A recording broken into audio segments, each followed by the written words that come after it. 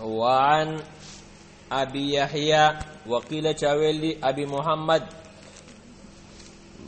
سهل بن ابي حسمه بفتح الهاء المهمله واسكان الثاء المثلثه الانصاري رضی اللہ عنہ روایت دے قال فرمایدا انطلق عبد الله بن سهل ومحيص بن مسعود الى خيبر خيبر تلال وهي يومئذ صلح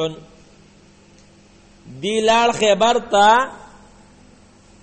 چې په دغه وخت کې د مسلمانانو د يهودو سره څه سوله فتفرقا نو هغه د یو بل نه جدا شو دواړه نو فاتا محیصر هغه عبد الله ابن سهل تا وهو يتشحت معنا هغه ګډ وډو پریشان و هو يتشحت ګډ وډو فی دمه پوینه کې قتیلا وجلسو پوینه کې ګډ وډ پروت و ودفنه دفنه ثم قدم المدینه به مدینه تراغ فانطلق عبد الرحمن بن سهل ومحيص وحويص ابن مسعود زامن د چا مسعود الى النبي صلى الله عليه وسلم تا فذهب شروش عبد الرحمن يتكلم خبره کوله فقال نبی رسول الله کبر کبر د مشر عزت کوا دی باب سر مناسبت په دې لفظ کې دی کنه چې د مشرانو قدر کو وهو احدث القوم دا ځوان په قوم کې کم عمرو فسکت غلی شو فتکلم خبره وکړه وقال فرمل اتحلفون ایتاسو قسم کوي وتستحقون قاتلکم تاسو به مستحق شئ د خپل قاتل تاسو قسم خورئ د خپل رور د قاتل نو به تاسو مستحق د حق غوښتل شئ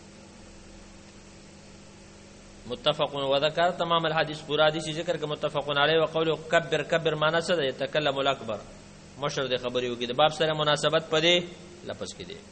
وعن جابر رضی الله عنه مان روایت ده ان نبی صلی الله علیه وسلم کان اجمع بین الرجلین نبی علیہ السلام براجم کول دو سړي من قتل احد د شهیدانو د احد نه فی القبر په یو قبر ثم یقول بیبل ایوم اکثر واخذا للقران کم یو قران ډیر یاد کړي و اذا اشیر له الى ادمه کله چې به یو ته اشاره وشو قدمه بالله دې مخکې به بلاحت کې رواه البخاری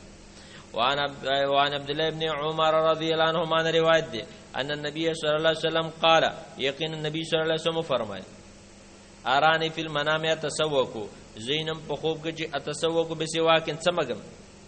مسواک وجاني رجلان مات دو کسان را احدو ما اکبر من الاخر یو بل غټو فتناولت السواک الاصغر ما مسواک ورکوټی تورک وقيل لما تول شو کبروا مشر تورک فدفعوا الى الاكبر منهما ما مشر تورک رواه مسلم مسند والبخاري تعليقا امام مسلم دا حدیث سند راوړی امام بخاری معلقا راوړی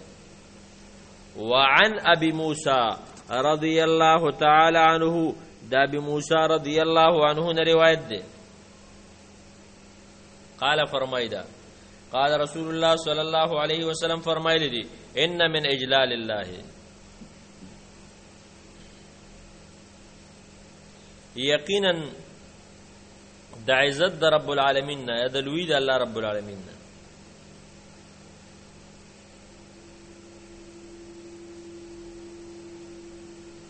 وان من اجلال الله یقینا د عزت د الله رب العالمین نه چې الله عزت کوي د چا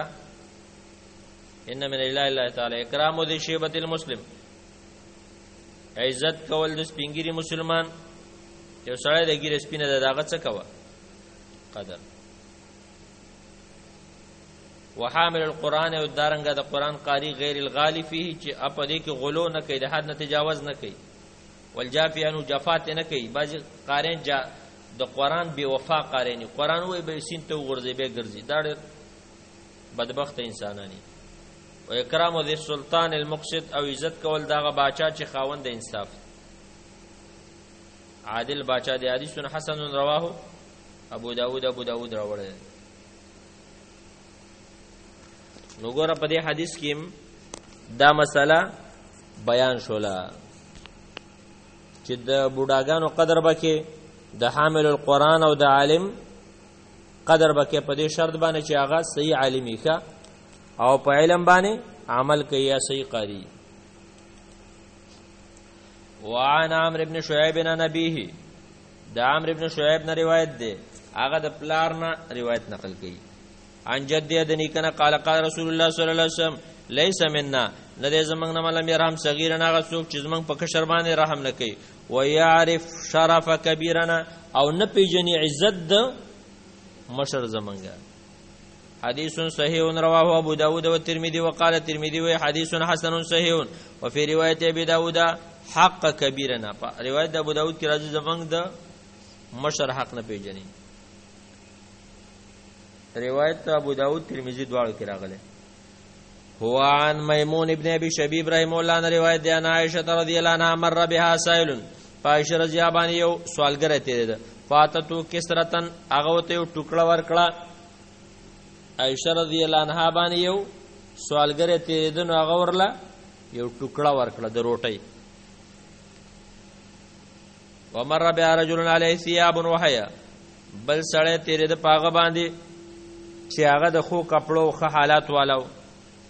نفاقادته کینو فاکل خوراک وک فقيل لا في ذلك د دې په باره کې ورته ویل شو ولې دې څه وکړه یو د ټوکړه ورکړه روټه بل دې کینو. فقالت فرمایل قال رسول الله صلی الله علیه وسلم فرمایلی دي انزل الناس منازلهم و نبی رسول الله دا فرمایلی دي چې خلک په خپل مرتبو کې وګڼه یعنی هر چا صداغه د مرتبه هغه سلوک وچلوا. رواه ابو داود راوړل لیکن قال هغه دا ویلی میمون چې د لم یدرک عائشه نو انقطاع ده. وقد ذکروا مسلم ذکر کړی دی په اول سید تعلیقا معلقا مقدمه کې راوړل وقال ویلی دی وذکر عن عائشه رضی الله عنها قالت دسی ویلی وذکر چې امرنا رسول الله صلی الله علیه وسلم نزل الناس منازلهم وذكر الحاكم ابو عبد الله في كتابه معرفه علوم الحديث کی ذکر کړه وقال هو حدیث صحیح وتویل. نو دا حدیث ابو داود کې راغله د مقدمه د مسلم کې راغله حاکم معرفت علوم الحديث کې راوړل دي خدا حدیث ضعیف دیکھا وای شو کنه ځکه دلته تاسو وکتل کنه چې میمون د عائشه رضی الله عنها نه نقل کيو د میمون د عائشه رضی الله سره ملاقات نه دی شوی نو انقطاع پکې رااله کنه. وعن ابن عباس رضی الله عنهما روایت دی قال فرمایدا قدم عيينة بن حسن راغ عيينة بن حسن فنزل من المشى على ابن اخيه الحر ابن قيس فخپل راره حر ابن قيس باندې وکانه من النفر الذين او دا هغه کسانو نو دا د وراره چې وای دا هغه کسانو نو چې وکانه من النفر الذين يدنيهم عمر چې اغیلره نزدې کړیو عمر رضی الله عنه او عمر رضی الله عنه تدا د نزدې هغه مشوره کوونکو خلکو نو. وکانه قراء اصحاب مجلس عمر او دا قاریان د مجلس د عمر رضی الله عنه و مشاورته او مشاورین د کوهولن پاخو عمر والا کانو او شبان ځوانانو. فقال عيينة لابن اخي ابن عيينة خپل رارته ویل ابن اخي وراره لك وجه عند هذا الامير د دې امیر په نستا غټ یو مرتبه ده خو فاستاذن لي عليه مال اجازه وغواړه په ده فاستاذن له اجازه وخته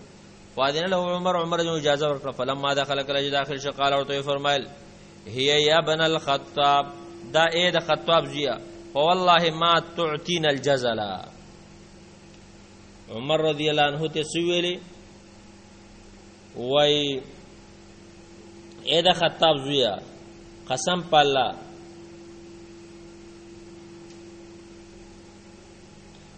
چې ما تعطينا الجزل تمنتا عتین راکه هدی ولا تحكم فينا بالعدل من کې په انصاف فیصله نه کې. وغضب عمر جو په غوسه شات تام تر دې چې قصه وکړ یو قیابه چې په ورغورځيږي فقال الحر حروت لامير المؤمنين الله تعالى قال لنبيه الله تعالی خپل پیغمبر ته ویل خذ العفو وامر بالعرف واعرض عن الجاهلين وان هذا من الجاهلين دا خو جاهل له والله قسم په الله ما جاوز عمر جو تجاوزون کړه دی آیات نه نه تلا علیک لچې بدايات ولست وکانه وقافا عند کتاب الله تعالی عمر جو د الله د کتاب سره به درې رواه البخاري. وانا بس نګور د اهل الفضل عزت وکيخه وعن ابي سعيد سمر بن جندب رضي الله عنه روایت قال فرمایدا لقد كنت على عهد رسول الله صلى الله عليه وسلم غلاما یقینا زوم په زمانه د نبی رسول الله کې یو الګ وكنت احفظ عنه ما بدنا یادول وما يمنعني من القول الا ان هؤلاء رجال هم احسن مني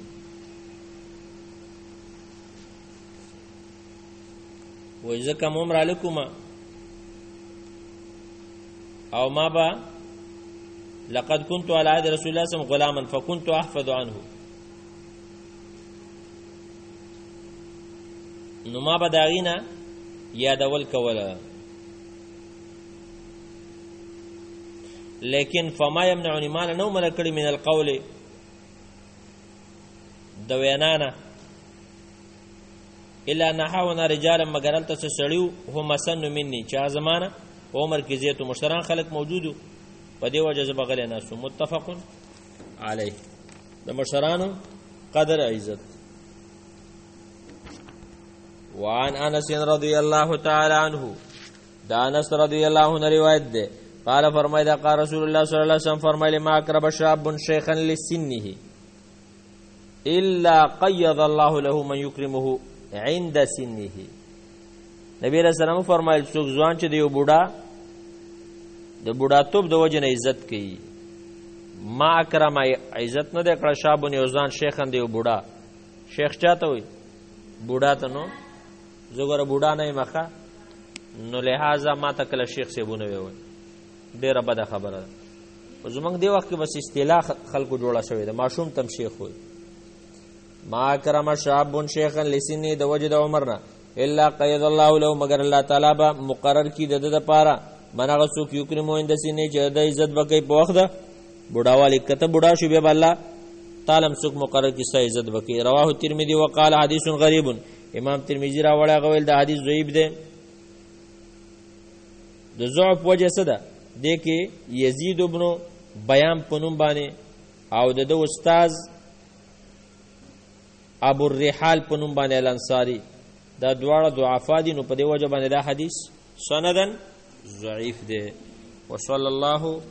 وسلم علی نبینا محمد صلی الله علیه وسلم.